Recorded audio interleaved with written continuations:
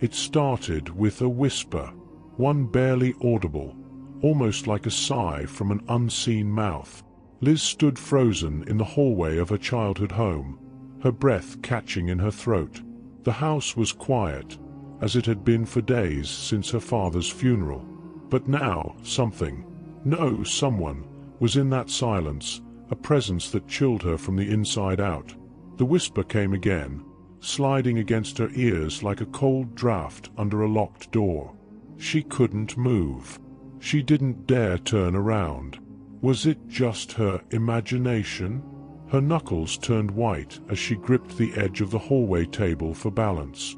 The air felt heavier than before, pressing down on her like the weight of the grief she hadn't fully processed. And in the stillness of that hallway, the shadows on the walls seemed to thicken and twist, as if they had a life of their own. Then came the footsteps. Slow, deliberate, echoing softly on the old wooden floorboards behind her.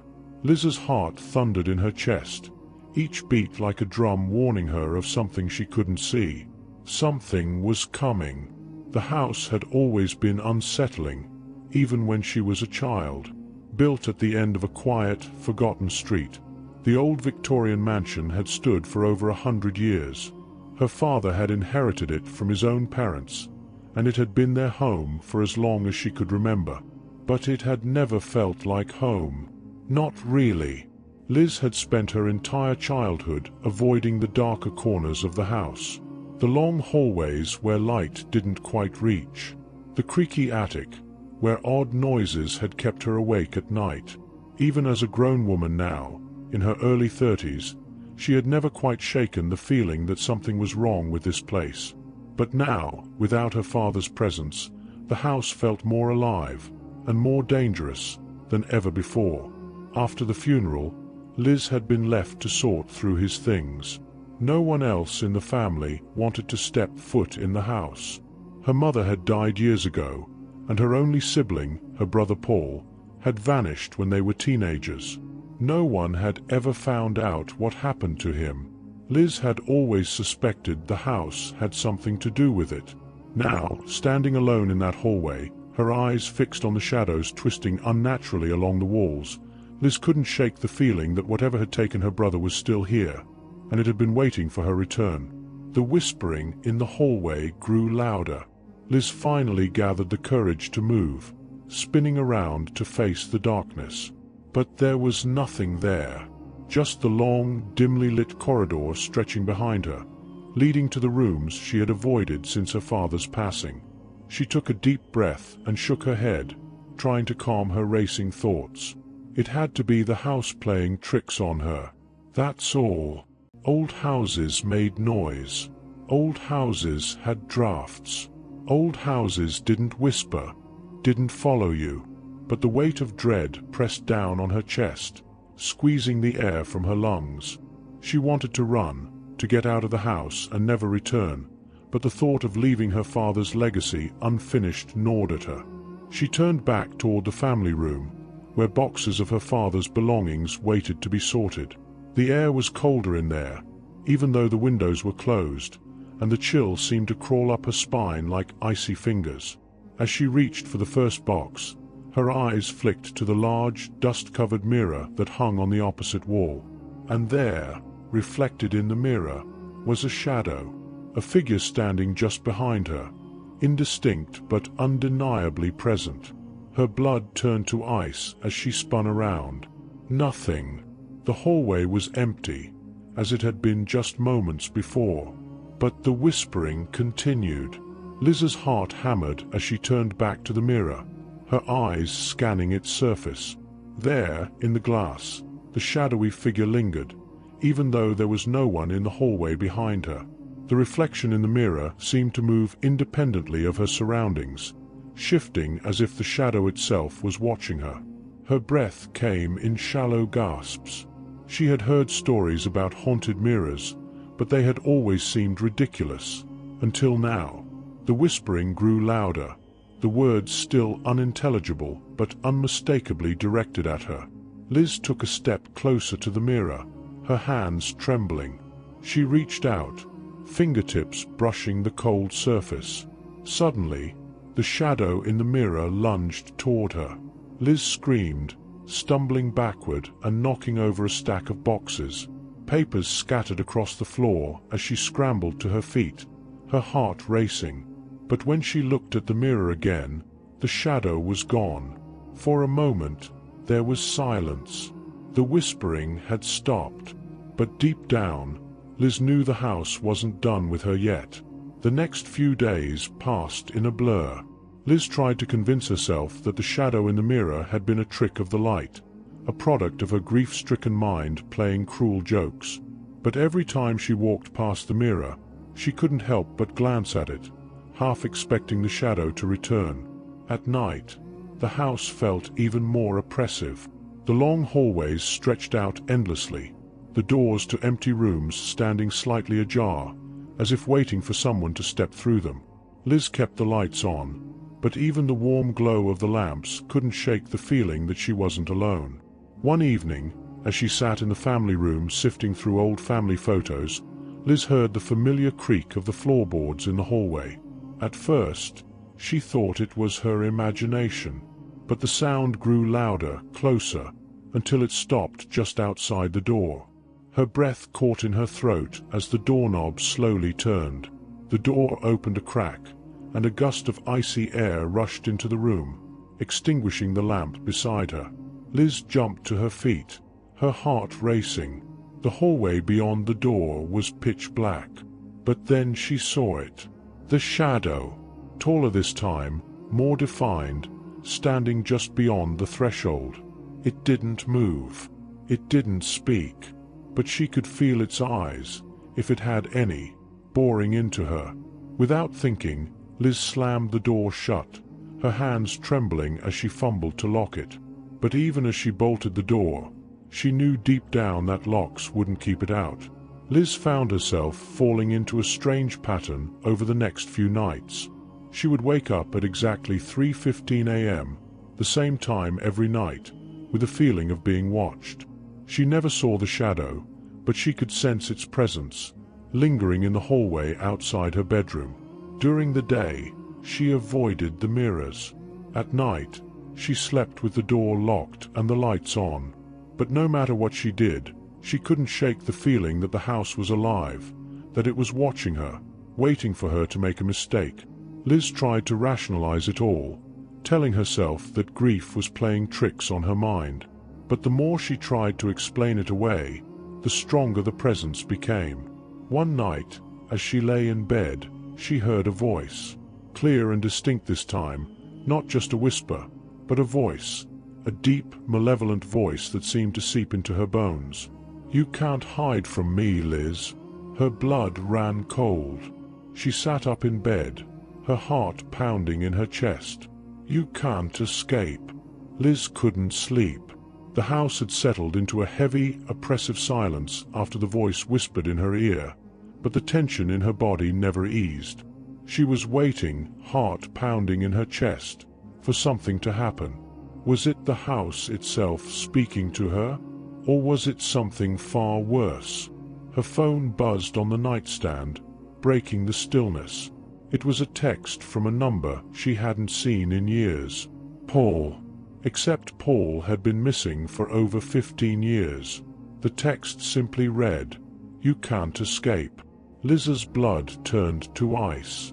Her shaking fingers fumbled as she opened the message, staring at the screen as if it would give her answers. Her mind raced. Was someone playing a cruel joke? Or had her brother really sent it? Had he been alive all this time, trapped in this house? Another text followed immediately. "Don't trust the mirrors." Before Liz could react, the sound of shattering glass echoed down the hallway. The house groaned as if it had taken a breath after years of holding it in. She leapt from the bed, hesitating at the door. She didn't want to go out there, but she knew she had no choice. With trembling hands, she unlocked the door and peered into the dark hallway. The mirror at the far end had splintered, cracks crawling across its surface like spiderwebs, and standing just beyond the fractured glass was a figure. Paul. He looked the same as he had the night he disappeared. His eyes were wide, frantic, and his face was pale, as though he had seen horrors beyond comprehension. He mouthed a single word to her: "Run." Liz froze. Her brother, whom she had long believed to be dead, was standing in front of her, though not quite there. His reflection was captured in the broken mirror, but he wasn't in the hallway. She stared in disbelief, her feet rooted to the spot. "Paul," she whispered, her voice breaking. His eyes were wild, filled with terror. "Run, Liz. It's coming for you," he urged again, though his voice remained trapped behind the glass. She couldn't tell if he was a reflection, a ghost, or something worse. Before she could respond, the shadow that had haunted her for days began to coalesce in the hallway, taking shape. It was no longer just a vague, looming presence. It had formed now, a towering figure, draped in darkness, with eyes that gleamed from the abyss. Liz bolted, her legs carrying her down the stairs before she could even think. She didn't know where she was running to, only that she needed to escape this thing, whatever it was. As she fled, the house seemed to shift around her. Doors that should have led to rooms opened into dead ends. Hallways that had once been familiar stretched out endlessly. The house itself was alive, trapping her within its walls. "You can't escape," the voice echoed, deeper and closer than ever before. She skidded to a stop at the front door, yanking it open, her breath ragged in her throat. But instead of the cool night air, she was met with a bricked-up wall. There was no way out. Liz stumbled back from the door, her mind spinning. The house was warping, twisting reality around her. She could hear footsteps behind her, slow and deliberate, as the shadow crept closer. In a moment of panic, she sprinted toward the basement door. It was the only part of the house she hadn't ventured into since she returned. Maybe, just maybe, there was another way out. She threw open the door and plunged into the darkness below. The stairs groaned under her weight as she descended, the air growing colder with each step. At the bottom, she paused. The basement was vast and dimly lit by a single, flickering bulb. And there, in the far corner, was a large old mirror. Its surface was smooth and unbroken, unlike the one upstairs. But as Liz approached it, her heart sank. This mirror was different. It was a portal. The edges of the mirror shimmered, and as she drew closer, she saw not her own reflection, but a scene unfolding on the other side. A vision of her brother Paul, trapped, pounding on the glass from the inside. His lips were moving, but no sound escaped. He was screaming for help. And then, she saw it. Behind him, the shadow was there too, lurking, waiting. "Don't trust the mirrors." Paul's warning rang in her mind. But it was too late. The shadow had found her. Liz turned to run, but the darkness around her was alive.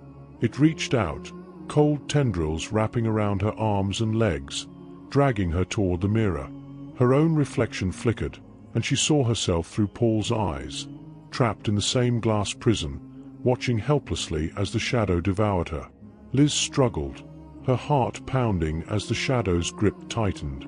She screamed, fighting with every ounce of strength she had left, but it was no use. The house was swallowing her whole, and the mirror was pulling her in. In a desperate moment of clarity, she remembered something her father had once told her when she was a child. The house only has power if you believe in it. Her mind raced. It wasn't the house. It was the fear that had taken her brother, the fear that was consuming her now. Liz closed her eyes and forced herself to think clearly. The shadow wasn't real. It couldn't hurt her unless she let it. With a final burst of defiance, Liz opened her eyes and stared directly at the shadow. "You're not real," she shouted, her voice echoing in the vast emptiness of the basement. "You don't exist." The shadow paused, its form wavering for just a moment. Liz took that chance. She broke free from its grasp and ran toward the stairs, her legs trembling but determined. The darkness around her seemed to hiss and writhe, but it no longer had the same grip on her. As she reached the top of the stairs, the house groaned one last time. The walls shifted, the doors realigned, and the front door, once bricked up, now stood wide open. Liz didn't hesitate. She ran. The cold night air hit her face like a slap as Liz burst out of the house and onto the front lawn. She collapsed on the grass, gasping for breath, her body trembling with exhaustion and fear. The house stood silent behind her, its windows dark and empty, as if nothing had happened. But Liz knew better. The shadow was still in there. It would always be in there, waiting for the next unlucky soul to walk through its doors. As Liz picked herself up and staggered toward her car, she glanced back at the house one last time. In the upstairs window, she thought she saw a figure watching her. It wasn't the shadow this time. It was Paul. He was still trapped, still waiting for her to save him. But Liz knew she couldn't go back. Not now. Not ever. She climbed into her car and started the engine, her hands still shaking. As she drove away, the house disappeared in the rearview mirror, swallowed by the night. But as she turned onto the main road, her phone buzzed again. A new text from Paul. "It's not over." Liz stared at the message, her heart sinking. It's not over. She had escaped the house, but she hadn't escaped the shadow. It was still with her, lurking just beyond the edge of her vision, waiting for the right moment to strike again. She would never truly be free, and neither would you. The story might be over, but the horror is far from done. If you enjoyed Shadows in the Hallway, a ghost story you can't escape, don't miss our other terrifying tales that will keep you on the edge of your seat. Click on the end screen to watch our next spine-chilling video, Whispers in the Woods. Scary stories to keep you up, only if you dare. Remember, the shadows are always closer than you think.